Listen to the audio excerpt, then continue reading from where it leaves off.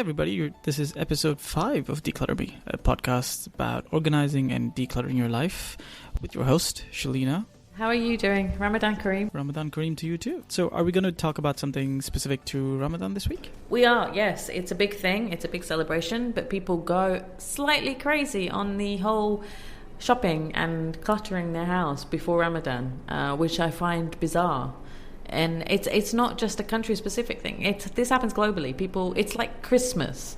Like at Christmas in the UK, people fill up their trolleys with food for one day in the year.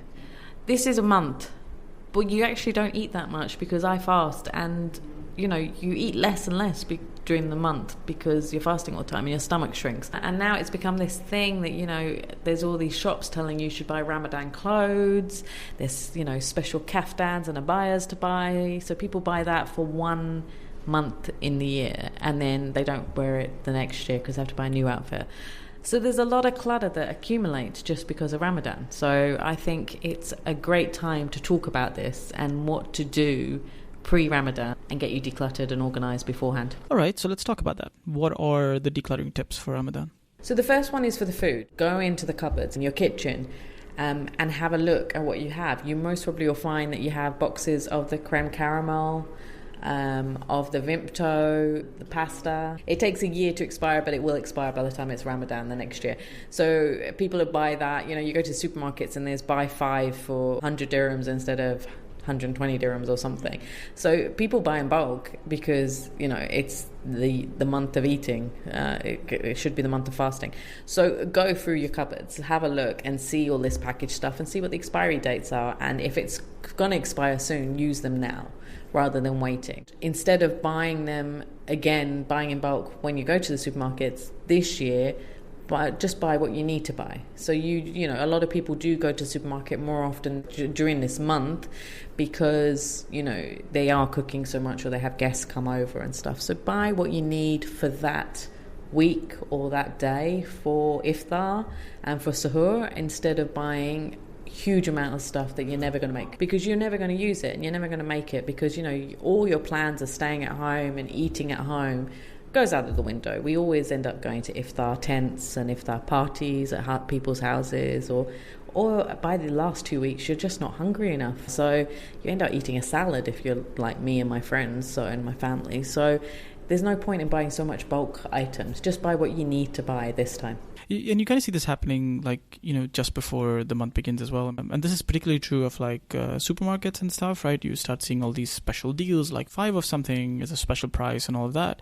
And then, you go to the weekend before Ramadan, you walk into a supermarket and then everybody's walking around with cart full of stuff. And we kind of see this happening with other festivals as well, is that people seem to buy just before it begins. People want to buy and cover the entire month off with that purchase, and it's not like you wouldn't go back and then buy during the month anyway. You would. It's just, and it's only we're exhausted the first few days because it is tiring fasting for the first few days. But that doesn't account for the rest of the time. And the supermarkets and the shops stay open for much longer as well. So you could go shopping after iftar, after you've prayed and stuff. And the reality is, actually, you don't need all that stuff. And if you did want to buy something, you can buy it online now. So there's all the apps that allow, the supermarkets allow online shopping. So you don't actually have to leave the house if you do need something. So what is the point of buying in bulk? If you do use that, and certain families, I know, especially big families, do use certain items all the time. So there's soup, that they will make, and there's certain desserts that they make all the time. That's fine. Then buy it in bulk. But if there are certain things you're just buying in bulk just because it's on offer, just don't do that this time. And especially if you've gone through your cupboard beforehand and looked and seen that actually you bought these packets of, say, creme caramel, I keep on talking about it, but it's always on offer. If you still got all the packets still in your cupboard from last year, you're not going to use it again this year. So don't buy it this year. Control yourself and buy something else instead, or buy a portion of a dessert from the counters at the supermarket. So that's the main thing for the food in Ramadan. But there's also the clothes now. So now there's a lot of advertising for buying Ramadan-specific clothes, which people do. And then obviously you go out, you have photos taken, it's on Instagram, and then you don't want to wear it again the next year because you don't want to be shown wearing the same outfit for different years in Ramadan. But see, do you need to buy that many clothes? Are you going to go out that often for iftars, to be seen? If you are, great, that's awesome. Then you can donate the clothes or use them again later in the year. But if you're not someone who wears those type of clothes normally, is there any point in buying so many abayas or kaftans for the season? Have a look first at your wardrobe before you go out shopping for Ramadan clothes, and see what you have and declutter your wardrobe, and do the 2-for-1 rule. So you buy one thing, you get rid of two things as well. So that's my main tips for Ramadan. It's not supposed to be a month of excess, but it's becoming more a month of excess, which then builds up on the clutter. So I'm very conscious this year that we want to reduce the amount of Ramadan clutter, as I call it. Make it stress-free, because if you have so much clutter in your house, you're going to get stressed as well, which you don't want during... Yeah, and it has an impact on you for the rest of the year as well. I mean, we talk about all these tips about, clearing your wardrobe and cleaning out your kitchen pantry and all the stuff you should be doing all year long.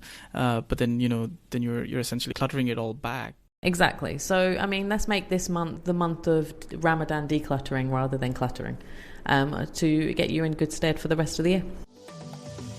If you want to get in touch with me at any time, including during Ramadan, you can always contact me on declutterme.com and fill in the contact form, and I'll be in touch as soon as possible. Otherwise, you can follow us on our social media. And as always, if you like what you're listening to, please don't forget to subscribe. You can find this podcast in any podcast player of your choice. Just look for Declutter Me. That's DECLUTTR _ME. You can find more information, this episode's show notes, and links to subscribe as well at declutterme.com/podcast. We'll see you next week.